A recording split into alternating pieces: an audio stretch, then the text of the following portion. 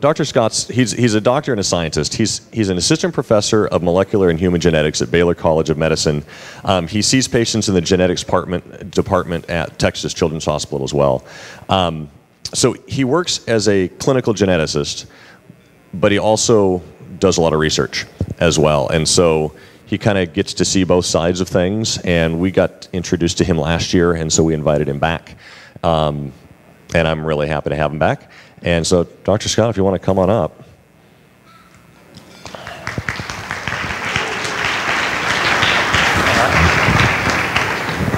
And it's up there, and it'll change slides on the screen. Okay, so first of all, I'd like to just say that I really appreciate being able to come back. It was fun to see some of you when we were in Texas, which is where I'm from. And some of you may be also, again, you're here again this time, and some of you will be brand new. This will be your first conference. First conference.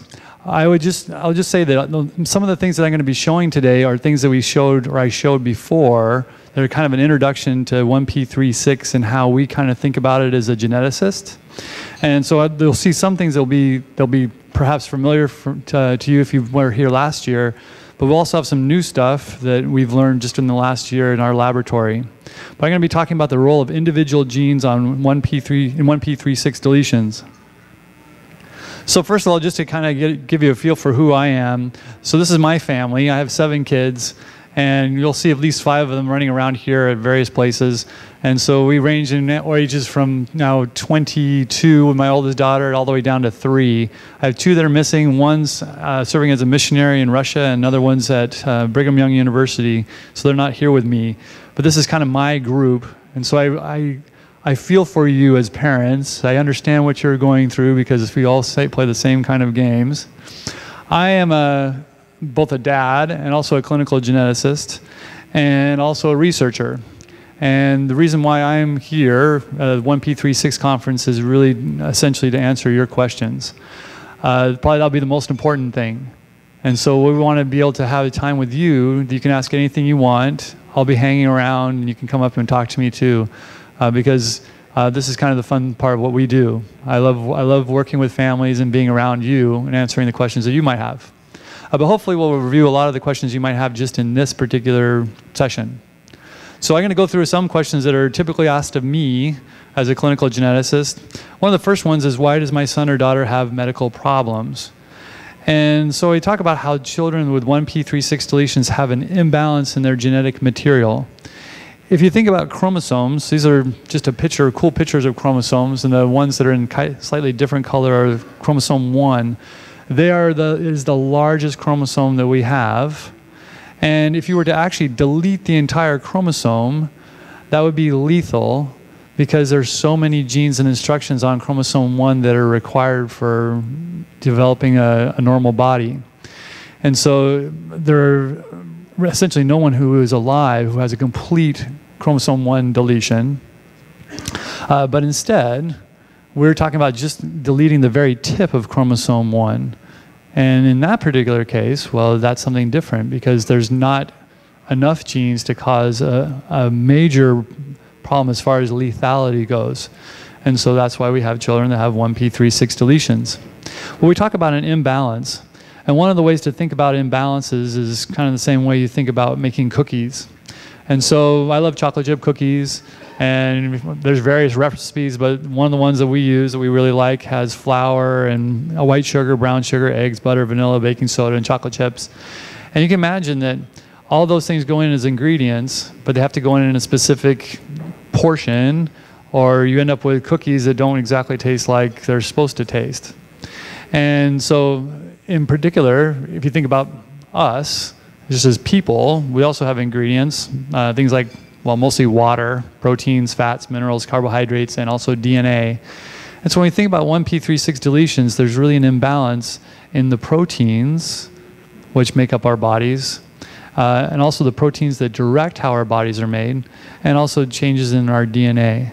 And that's where the unbalance comes in. Where just like if you were not to put in enough sugar in a cookie, it won't taste exactly like a cookie is supposed to taste. In much the same way, when you delete a big portion of a chromosome, you end up with this imbalance in these proteins in the DNA.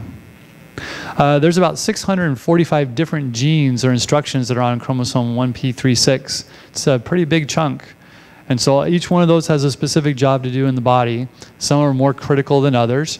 Because we have 2 copies of every gene, one from dad and one from mom, there are some things that function pretty well with just 50% of a protein or 50% of the genes that we're supposed to have. So just one copy. Other things require that both copies be present.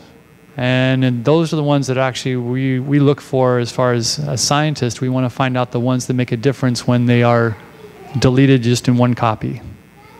Why do some children with 1p36 deletions have more medical problems than others? I must admit, one of the things I really like about going to the conferences is you can sit and watch and see people or children with 1p36 that have various levels of ability. And even my family, when we were sitting at dinner, my wife said, "So help me to know, what is the typical?" And I said, the typical is kind of all the things you see, because many of these children have different changes. And so you're not going to see the same thing from one child that you necessarily see from another. So the biggest thing that we see is that different children with 1p36 deletions have different sizes of deletions, and they also affect different genes. So if you take a look at this, is a chromosome 1p36. So this is that tip of the chromosome. And when we look at chromosomes, they often have these little bands that are dark and white, or darker and whiter. And so these are different pieces of the chromosome. But there are some children that have just a terminal deletion, so it starts at the tip of the chromosome, and it may take off just a teeny tiny piece. And so if that was the deletion, then that would take out 99 different genes in that deletion. But another child could have a much bigger deletion, and that deletion might take in 186 genes. And so you can imagine that as you get bigger and bigger deletions, you end up with more and more genes that are important that are being lost. And so one child with a terminal deletion may have some problems, but a bigger one may have even more problems. There's also not just terminal deletions, but there's also interstitial deletions. This is a deletion that comes in the middle of the chromosome, and so you may be missing just a piece like that. That particular piece contains about 72 genes, but they're completely different than the ones that are on that tip. So all of a sudden, again, you're dealing with different genes for different kids. And so everybody really has a very unique 1p36 deletion. We've talked about how the sizes can be different. And then if you just look at, well, a lot of you have other kids too, right? And you see the big differences between them as well. I have 7 kids, and not a single one of them is like the other.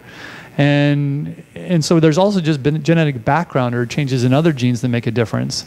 You may have one child that just loves one thing better than another, or has a different color hair. And so there are going to be differences because of that genetic background as well. So when you think about genetic background, I guess the take-home point is that every single child with a 1p36 deletion is going to be not just unique as far as their personality, but also be unique genetically. And that becomes actually a real challenge for us as a doctor, because we're trying to figure out what are the things that this child will face, and is there a way to know that so we can better serve them. So that's one of the reasons why we do the research that we do. So how do doctors know which region of 1p36 is deleted? Some of you may not know which region is deleted in your child. It may not be very important because you're focused on the medical parts, right? Now you know what your child has and what they're dealing with. For us as a doctor or a scientist, it becomes very important to know that, because it helps to guide our looking and our searching for what we might expect in this particular deletion. So how do we do this? Most of you, or most of the children that are, let's say diagnosed within the last 8 or 9 years, will probably have had a microarray analysis. This is becoming more frequent, and I would say that probably 90% of the kids I see now would have a microarray analysis, and they come to me because their deletion was detected this way. How does this work? So a microarray analysis basically starts with a blood sample. So we'll get a blood sample from a child, and we're particularly interested in these white blood cells. They're the ones that actually contain the DNA, and so we extract DNA from the white blood cells, and then we run them on an array. An array basically is a tiny little piece of glass. It's literally that big, and you can hold it in your hand, but it has up to 1 million, or sometimes even multiple millions of probes, DNA probes that are unique to one specific part of the genome. So if you look at all those chromosomes, you might have hundreds of thousands of probes just for chromosome 1. And they all fit on this little glass slide. And what we do is we take DNA from a child and we mix it with DNA from a control sample and we put it on that slide. And then we scan it with a laser scanner. These laser scanners are pretty expensive. They'll cost over $100,000 to get a laser scanner. So there's only a few places that would have a laser scanner and would do this kind of work. This is a microarray that comes from my laboratory. It has about 1 million probes on it, and this is ready to be scanned. And if you were actually to blow it up and actually make it bigger, you can see that each one of those dots, all 1 million of them, has a different color. And this is what's scanned by the laser. And then basically the laser will tell us, laser scanner will tell us how many copies of that piece of DNA would be in that child. So a typical thing would be I have 2 copies, one from mom, one from dad, but you could have one missing, or you could have one that's extra, and the laser will help us know that. So basically you can see there's green spots, yellow spots, and red spots. And the green spots means that there's 1 copy of the gene, or that 1 copy of that piece of DNA. A yellow spot would be 2, which would be normal, and 3 spots would mean there's an extra copy of that piece of DNA. Now you can imagine I can't sit down and look at 1 million spots, right? And so we have a computer that takes care of all that for us. And so we use these kind of softwares that actually will take all those spots and put it in a way that we can actually look at it.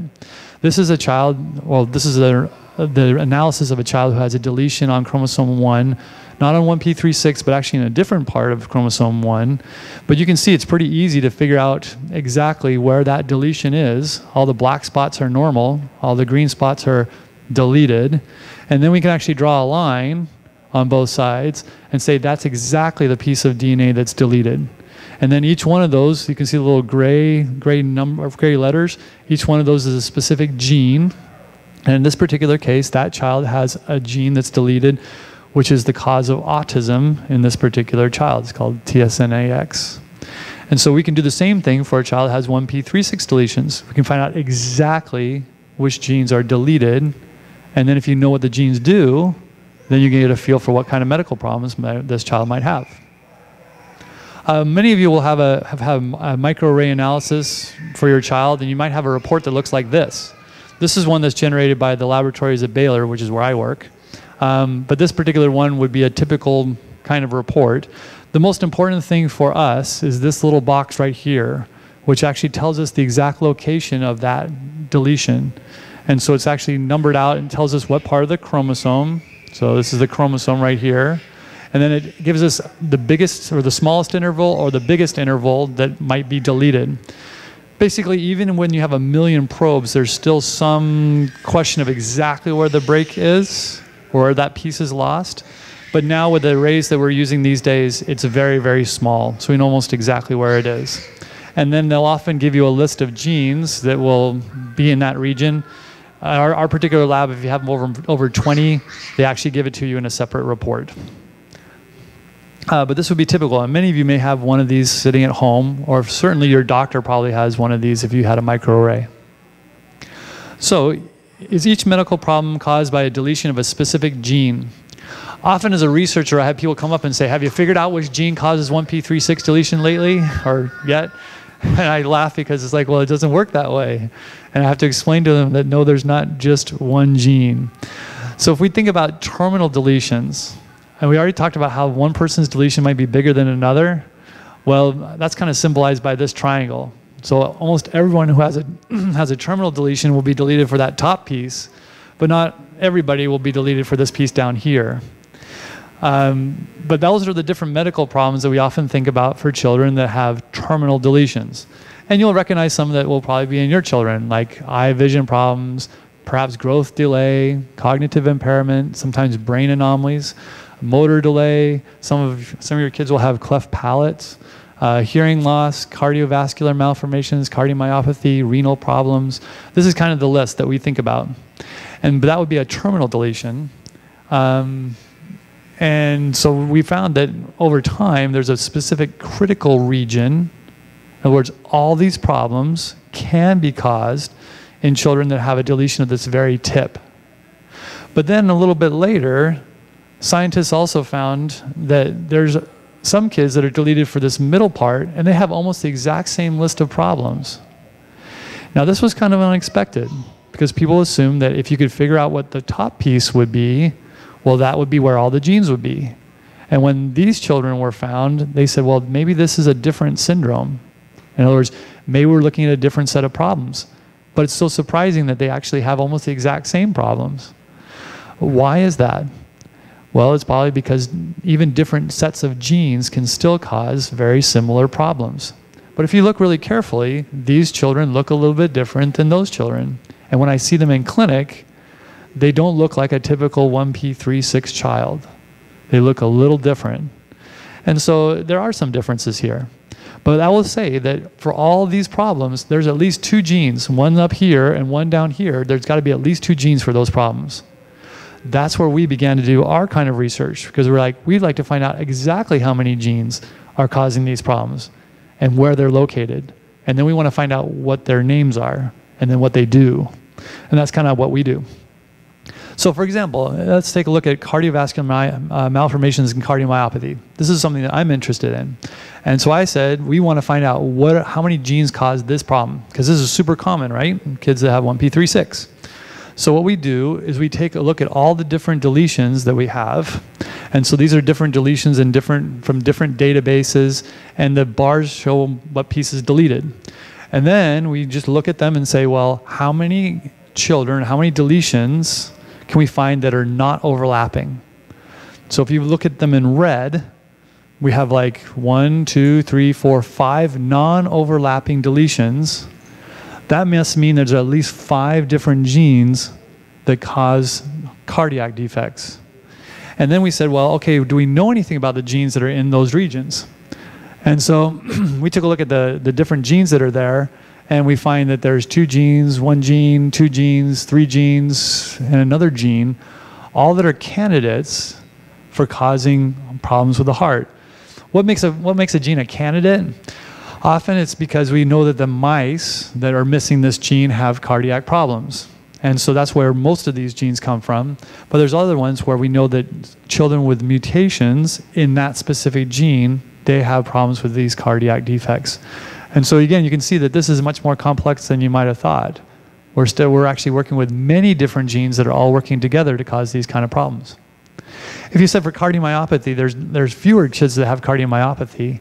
But again, we can still get a set of deletions. And then we look at those, we can see that there's at least 2 of them, are 2 different non-overlapping deletions. And we say, well, what are the genes in there? And we know that these 3 genes are located in one part.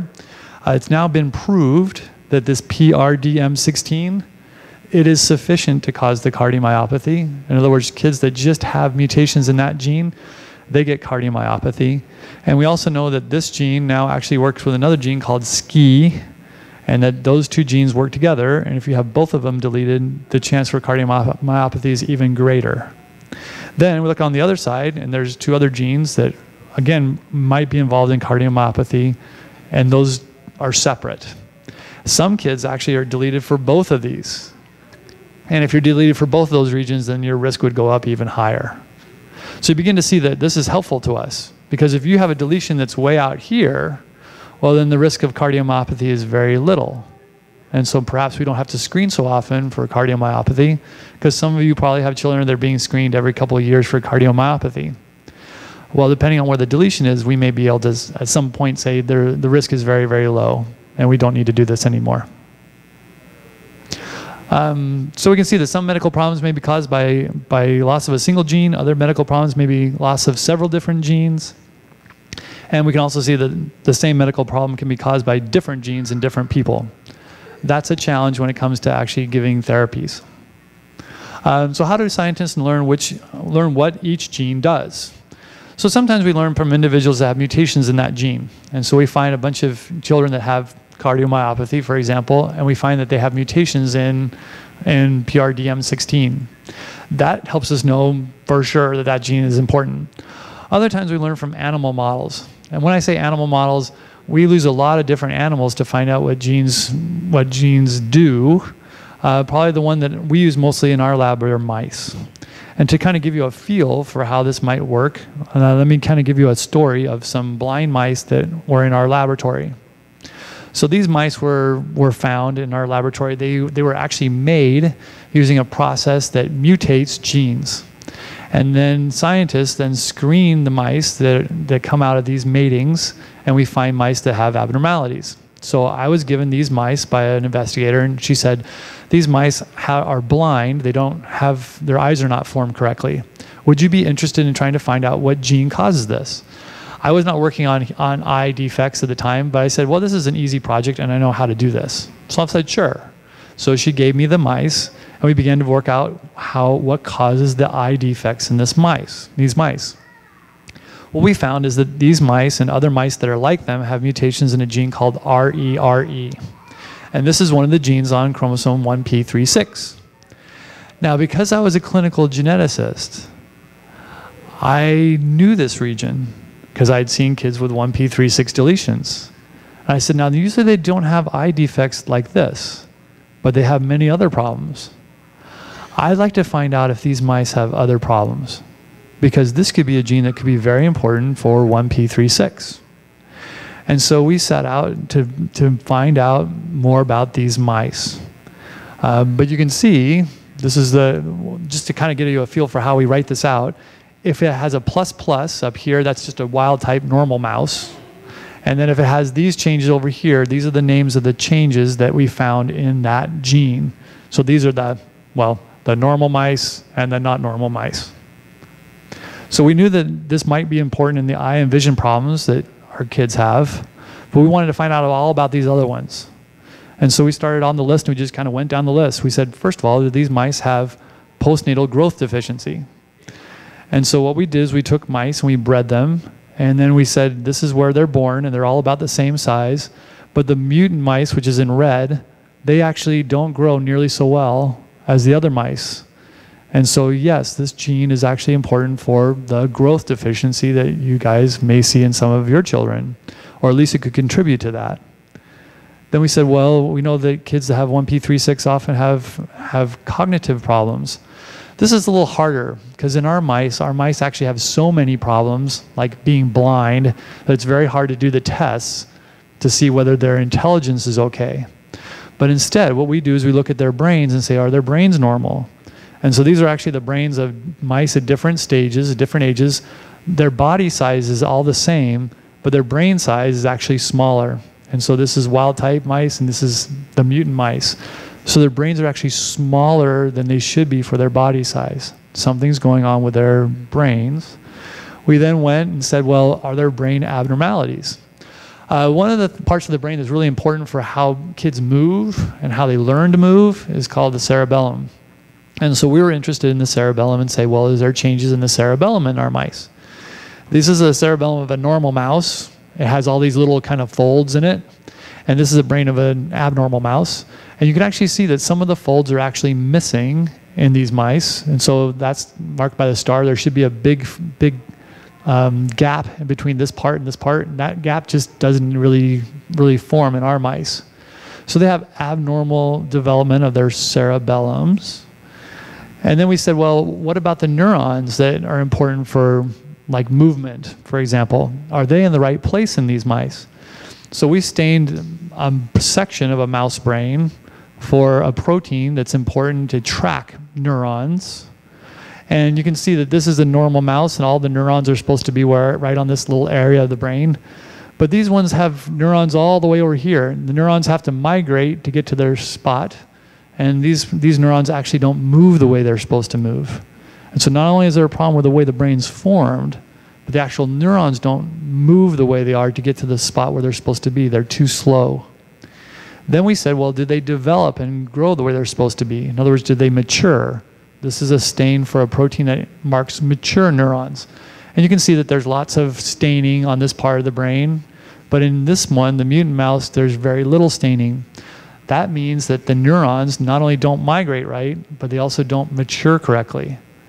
And so we think that this is part of the reason, or could be part of the reason, why these mice, and also kids with a deletion of RERE, may not be able to get their motor skills as fast as they're supposed to, or what you would expect. We then looked at the very specific nerves called Purkinje cells that are important for this. And so Purkinje cells have all these little branches when they're normal, and they make all these kind of connections between different nerves. This is important for doing complex things like running. You can imagine, we don't think about running, but all these nerves are taking care of all that. They know how to get our feet exactly where they're supposed to be able to do this without us even thinking. These are the nerves that do this. And so they have to have lots of branches. And so we looked at the branching in our mice, and we said they should have all these, they almost look like trees.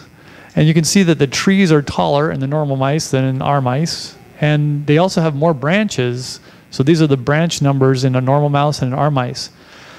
So not only are their networks smaller, but they also don't make as many connections as they're supposed to make early on. And so again, this is one of the things that may be important for why kids have a hard time in their running and coordinating and doing things like that motor-wise. We then started looking and said, well, what about cleft palate?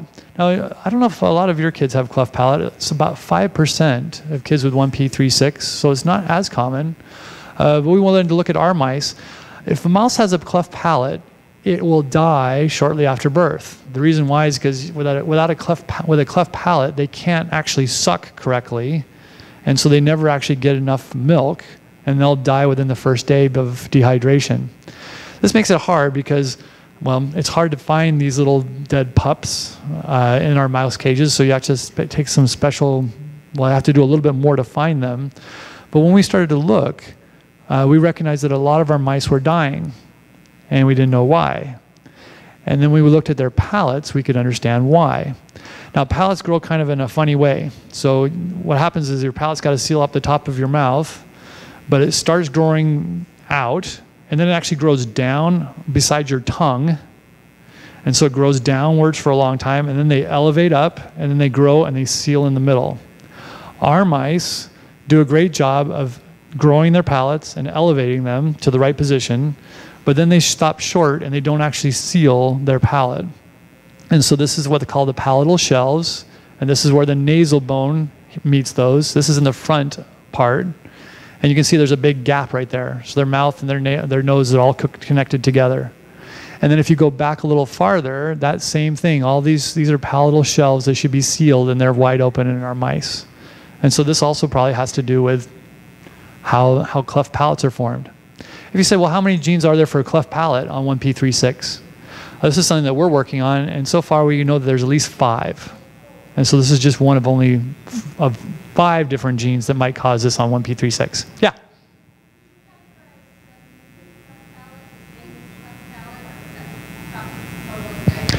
So the question is a submucous cleft palate the same thing as a cleft palate? And pretty much it's the same process that causes both. And so yes, this would be probably important in submucous cleft palate too. A mouse with a submucous cleft palate will live usually, and so we actually see some of our mice that appear to have a submucous cleft palate. And so they don't have a complete opening. Instead, it's kind of covered by a membrane, but when you touch it with a probe, you can feel that the bone's not where it's supposed to be. And so yeah, we would say the same thing would happen in kids too. Okay, what about hearing loss? So I don't know how many of your kids have hearing loss, probably quite a few. It's very common. And so we looked at our mice and said, well, did they hear correctly? This is kind of an audiogram for mice.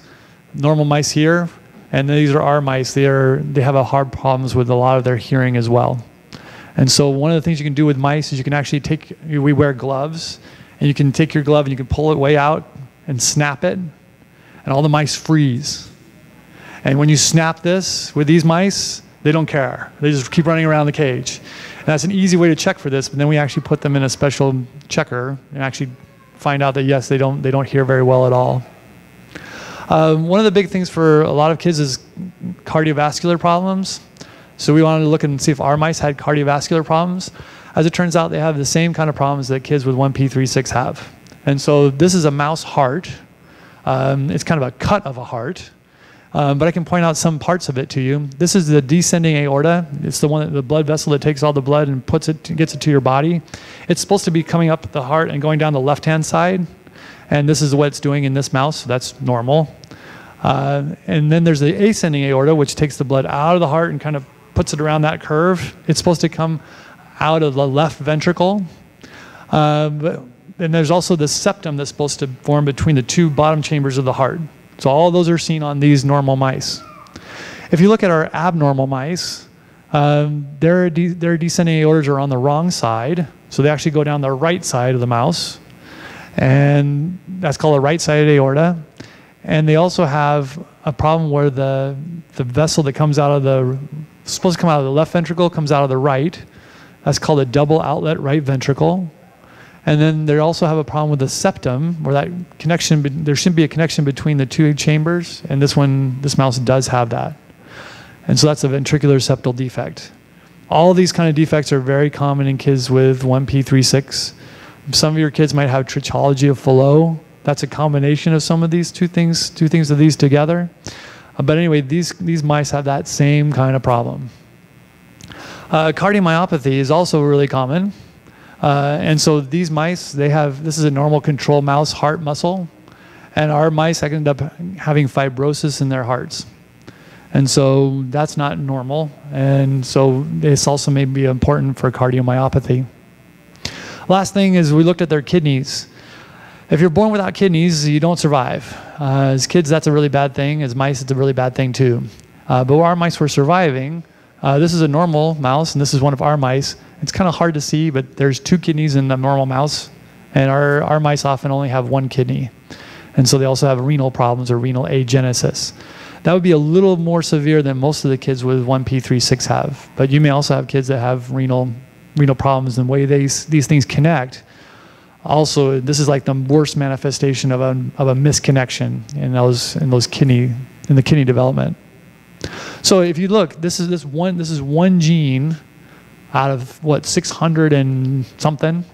This is one gene, and yet it probably contributes to a whole bunch of the problems that we see in kids with 1p36. And we're talking about just one gene. So one thing that people ask me after they listen to this, it says, well, does RERE cause 1p36? Well, there's a lot of kids that have 1p36 deletions that don't include RERE. And so, like I said, remember there's the top kids that have that one piece. RERE is actually involved in the middle part. And so the answer is nope, doesn't cause it. But we often think about, is it sufficient to cause a problem, or does it contribute along with other genes? RERE is probably a contributor of most of these problems. Because in mice, we have to push them a little farther. We have to give them a deletion and a little bit more to get all these problems. And so we'll have to see whether this is sufficient to cause these problems in kids with 1p36 or not. What that will take is we'll have to find a child, or more than one child, that actually has changes in just this gene and see what kind of changes that causes in their body. But we're still working on that. But this is how we kind of learn what genes do and which genes might be important. Do all the children with RERE deleted have all of these problems? This is a good question too. The answer is no. You'll see that many of your children have the exact same deletion or something that's very close. And you say, well, my child has a 2 megabase deletion or a 3 megabase deletion, and maybe your child does too. But when you compare them, they look different, or they have different problems.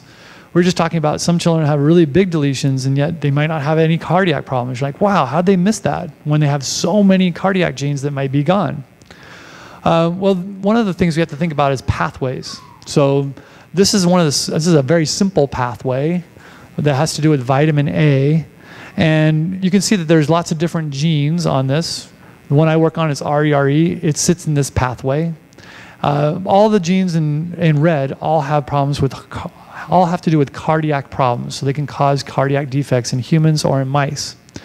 The RERE gene sits on 1p36, but there's other ones that don't. For example, GATA4 also causes cardiac problems, and it's on chromosome 8p23.1. You say, well, I've never heard of that.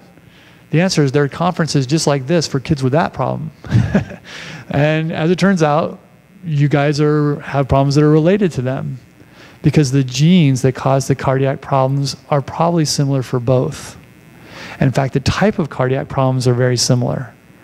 I happen to work on this gene too. And so when I began to see how these things connect, I began to make connections. And so the answer is yeah.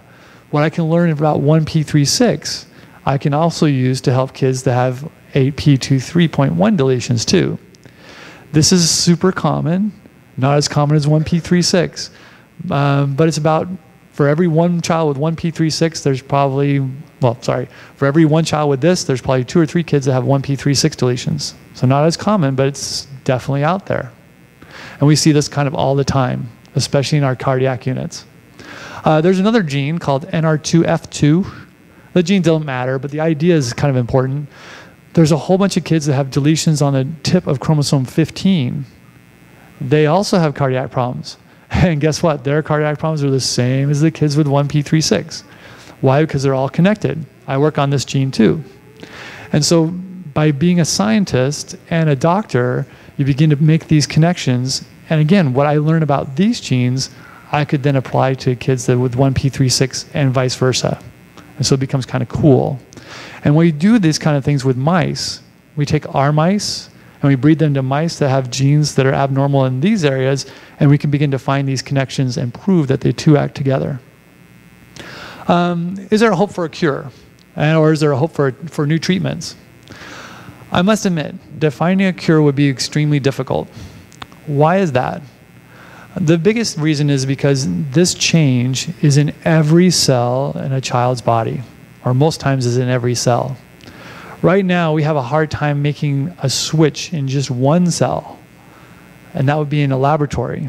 But to try to give back all 600-something genes is something that we don't even have the ability to really do at this point. In other words, we don't have the technology to make that change. And certainly to make that change in a growing person would be super hard. And so this is a really big challenge. That's why I would say I don't have great hope for a cure.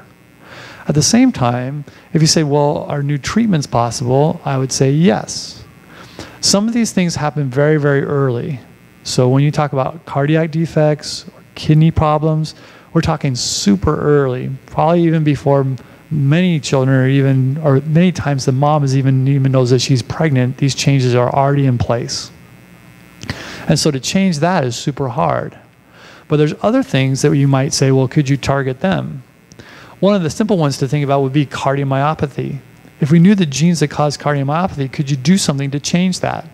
That's a real possibility, right? Because that happens later. And so those kind of things are a possibility. Could you prevent this? Or maybe make it so it's not so severe? The other possibility is that there might be some things that we could figure out you could do during a pregnancy after this was diagnosed that would make things not so bad. Because a lot of the pieces of the body are still developing at that point. So for example, cerebellum, that part of the brain we were talking about, it takes a long time to actually develop. And so could there be something that could be done that way? Possibly. Those are things that are still in the future, but we think about those kind of things. One thing is for sure is clear. If we ever think about new treatments, we'll have to think about the genes that are involved. And so they would have to be specific for individual children.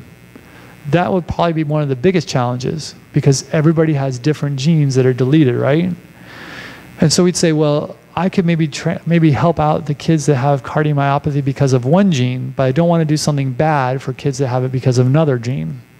And so we will have to learn about a child's change, learn about the genes that are involved, and then learn whether we can make a difference for that particular gene. It's a little bit of a challenge, but at the same time, I think that these are the kind of things that would be a possibility at some point in the future. But it will have to be tailor-made for a specific change in a specific child. What can we do to help?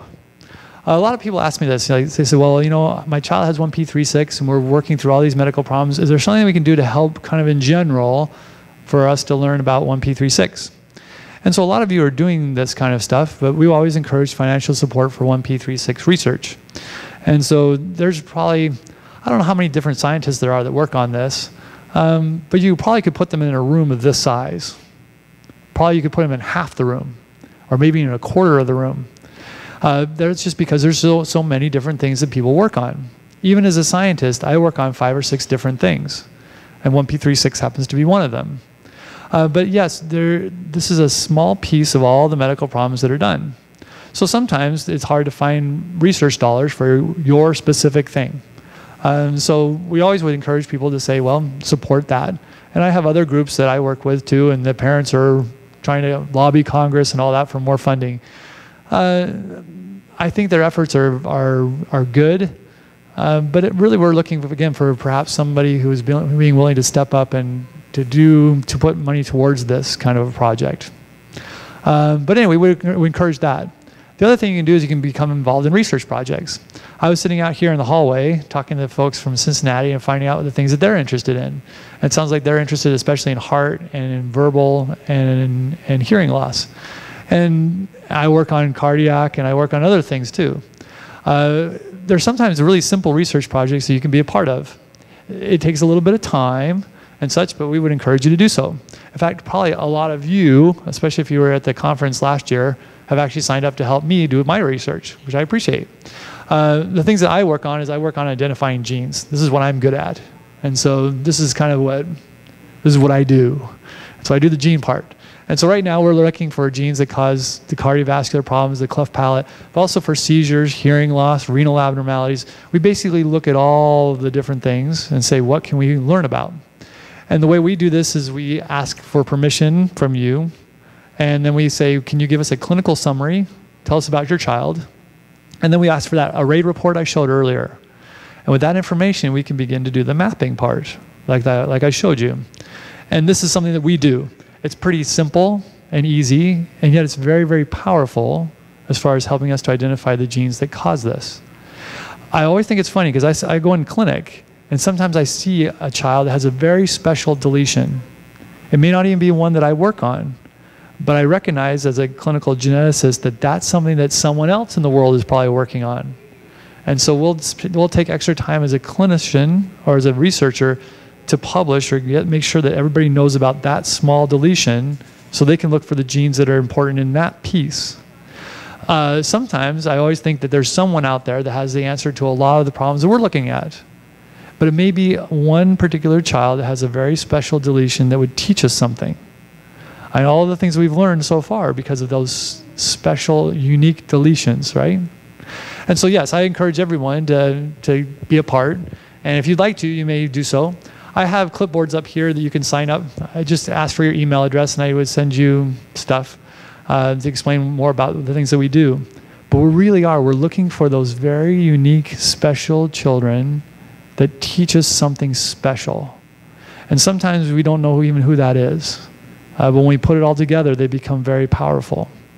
And so these, again, are things that you can be involved in. And we encourage you to do so because this is the way we learn. That's my email address. It's actually on the next slide, too. But I just appreciate all the people who do this work with me.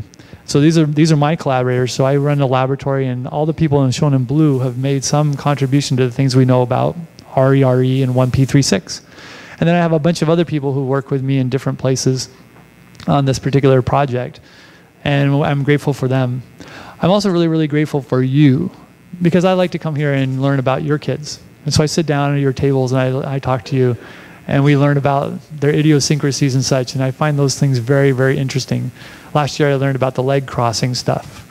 I was like, never heard about that. And now I have families who are brand new in my clinic and they come up to me and go, you know what? I know you've never seen my child before, but they cross their legs. And it makes me laugh. And I'm like, I know you've been visiting the website. Anyway, I appreciate all the things you do. I appreciate also the opportunity to come and talk to you. And now I'm open for any questions you might have.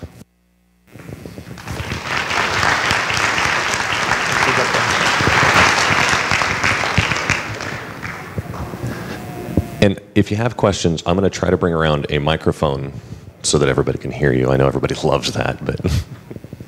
Hi. I always have a question. My daughter is considered mildly affected by her 1P36 interstitial deletion. However, she has on her genetic report there was always a benign finding on 15q11.2, a 5-gene gain. Okay. And I just last week saw that although there's a large portion of the population that has a gain or deletion at that breakpoint that it's not affected, they're finding that some children have developmental delay, speech delay, and behavior issues, which are the 3 things from her 1p36 diagnosis, which are our main problems. And I'm wondering now if that is increasing the issues we're seeing from the 1p36 diagnosis. Gotcha. Actually, that's a very good question. I'll just tell you I'll give you my background, right? I'm going to answer your question in kind of a long way. Okay. So I did the same kind of array on me. Okay. So I have to test these things out for my lab. So I've run like a 1 million array on myself. And when you do this 1 million array, I have like 50 different changes. Now, those 50 different changes are in different pieces, and some of them I can recognize are really common. Other ones are not so common.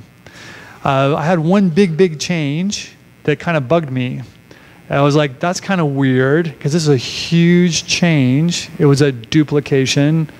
And I'm like, that's huge. I'm like, is this really me? Most of my kids are normal, you know? I thought I was doing just fine. And then for years, no one had ever seen that change, ever. And then they did a whole bunch of families from Canada. And they took a bunch of normal individuals from Canada and did that same change. And about 1.8% of Canadians have that same change. And guess where my family's from? They're from Canada. And so as it turns out, I have Canadian ancestors, and they probably passed that change to me. What does that change do? I don't know. It may make it so that my eyes are wider apart than some people, or my nose is bigger. I have no idea. And a lot of times we don't know. But we are starting to see that sometimes there's a pattern. So sometimes these changes don't seem to make much change or much difference in major medical problems, but we find that a specific portion of people do have issues, like the ones that you're talking about. 15q11.2, I don't know if it's 0.2, but 15q11 has several genes that are really important for cognitive development. And so I would not be surprised if the two could be working together. In much the same way that I bet you that the 1p36 and the 8q23.1 and the 15q26.2, they're probably all working together in heart defects too. And so this is the nuances. I'll tell you the truth. This drives clinical geneticists like me crazy, because we feel really bad. We sit down with families and we say, well, it could make a difference, but we can't prove it. And so as we get bigger groups, we find these things and we say, well, no, maybe it does make a little bit of difference. Or maybe if you're susceptible, it pushes you over the edge.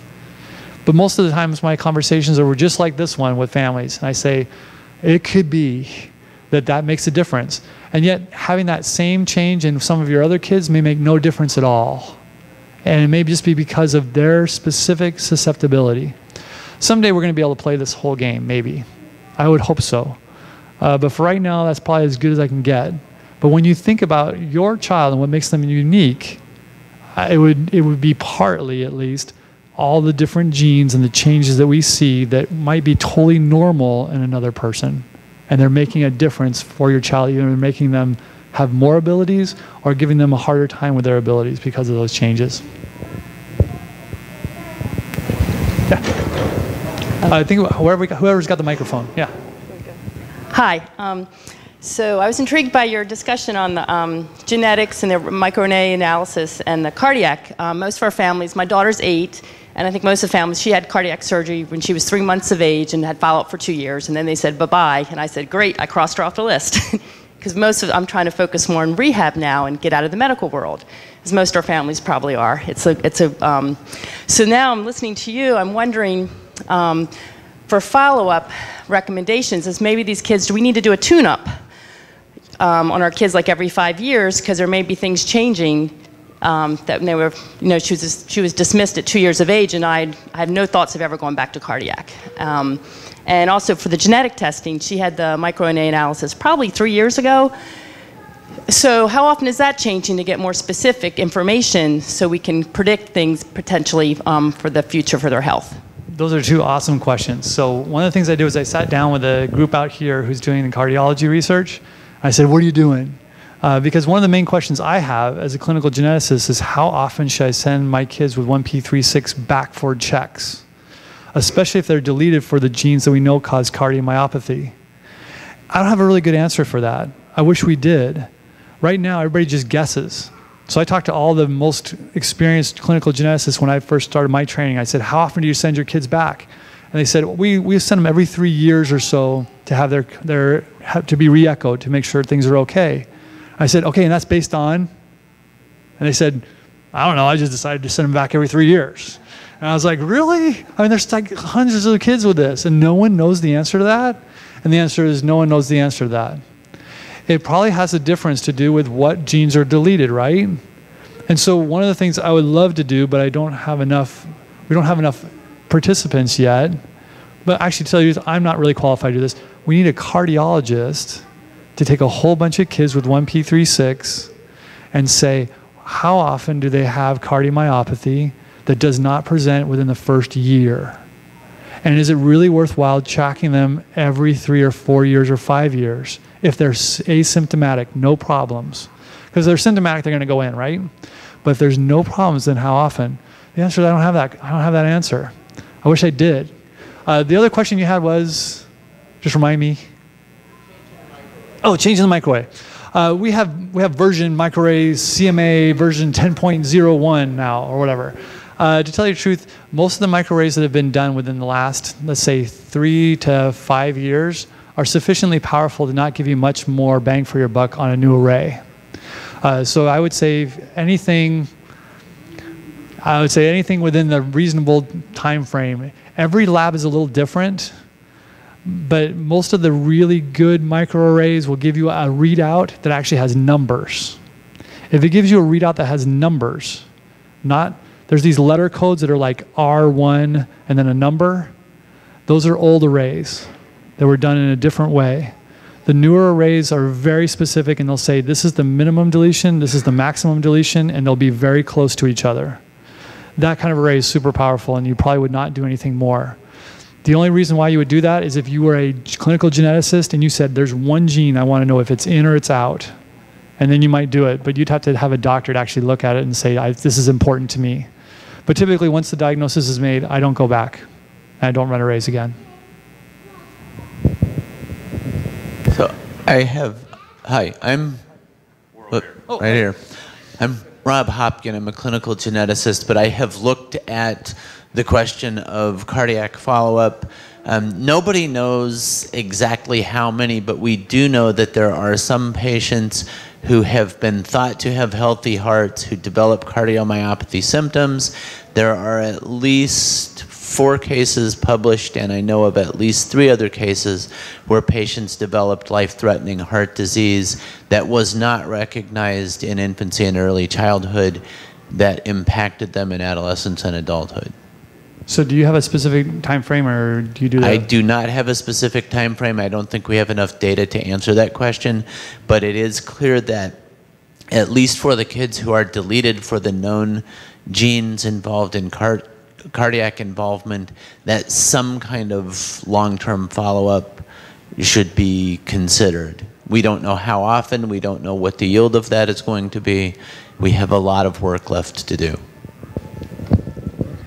And tomorrow morning also, if you look at the schedule, we're going to have kind of a panel discussion where these two, who have just met now, are going to be up here together, as well as Dr. Jeffries, who's a cardiologist, will be up here as well. So there'll be more time for question and answer if you don't get your question answered, because in just a minute, we'll probably take one more question, and then we'll take a break, but we'll take 2 more questions. So my question basically is, Valentina was already checked for her heart, and I think it's more or less what Dr. Hopkin already explained. They said that her heart was okay, but my question was if she has any risk to develop that type of anomaly in the heart or any type of cardiac problems. Because mainly she has been having brain anomalies, like the ones you just described, like neuron migration and ventriculomegaly. Well, my question basically is if any other problems will tend to appear in the future. You know, that's one of the things that I think all of the families that visit me, they always say, is there something else that's going to show up? Like, I've already dealt with stuff for so long, when can I just be at peace? And the quick answer is that I still worry about that with my kids, right? I'm always worried that something's going to show up, and we can't eliminate all of that. But when we think about structural defects, like a problem with the way the heart is constructed, those are things that typically show up right to begin with. And that's when we call them cardiovascular malformations. When we think about cardiomyopathy, that's the way the actual muscle works. So that's something that, again, we would say has to be looked at or checked over time. So families will say, well, is there any possibility that my child will develop a hole in their heart? And the answer is no, because those, again, would be things that would be early. But when we think about the muscle of the heart, that is something that could change. So that's kind of what we were talking about when we talk about cardiomyopathy. And we say, well, yeah, kids should be checked, especially if they're deleted for the genes that we know cause that, every couple of years. And so, but the problem is we don't know how often. But as far as like the hole in the heart kind of thing, no. That should be, once you've been checked, you would expect that what you see is what you got. Hi. So I have sort of one of those really, I mean, we all have really unique children, but my son has, all three of my children have phenylketonuria, and my oldest son that also has a 1p36 deletion. We found out about that, he's 9, and we found out about 2 years ago. And, you know, they just thought that he had some delayed development and that he would catch up. And but my question is, when he was younger and before we had the diagnosis, you know, he had seen a neurologist, and I was always very concerned about his development, and he had lots of labs taken, and he always had these really skewed labs, like really low niacin and low carnitine, like everything was really off. And I'm wondering if there's any research or anything that's collaborative where we look at the labs of all the kids that have a deletion in this area, and much like he has phenylketonuria, if there's something metabolic involved that you could supplement, like maybe one of the genes involved or some of the genes involved have to do with a metabolic pathway in which you break down a certain vitamin, and that's why his labs are skewed. If there's, I mean, it seems like it would be a huge undertaking, but if there's a way of sort of figuring out from looking at labs, if there's any sort of supplementation that we could do for certain, if it's a certain metabolic breakdown. Does that make sense? Yeah. So one quick question just to make sure. So your son has both PKU and 1p36, right? Right. Okay. He has hyperphenyl. He has the more mild form of PKU. So when he was born, you know, he was treated from birth, but then he was showing the signs of having a neurological problem, and we didn't find out till 7 years later it wasn't the PKU. Even though he was being well treated, it was actually the deletion. Okay. Let me just tell you one thing which is a little bit odd. We often think about, well, as a clinical geneticist, my goal is to try to unite everything that I see in a child into one diagnosis. And sometimes we just get stuck. And we're learning that being stuck means that you're just probably not seeing the whole picture. And so we have many different labs that we can do now to sometimes help us realize that a child can have 2 different disorders. And that helps us a lot because we do see sometimes really rare stuff. Phenylketonuria really has nothing to do with 1p36 in that they are 2 different diagnoses. But again, this kind of same thing could happen to a child who has something very unique about them that's just kind of off the spectrum. So we start to think about this, and we see this again. We have many examples of kids with 2 diagnoses and sometimes even 3 diagnoses, and they're just different. You think about this, and that sounds weird, but you think about an adult, right? You could have breast cancer, and you could have a hip problem. They'd have nothing to do with each other, right?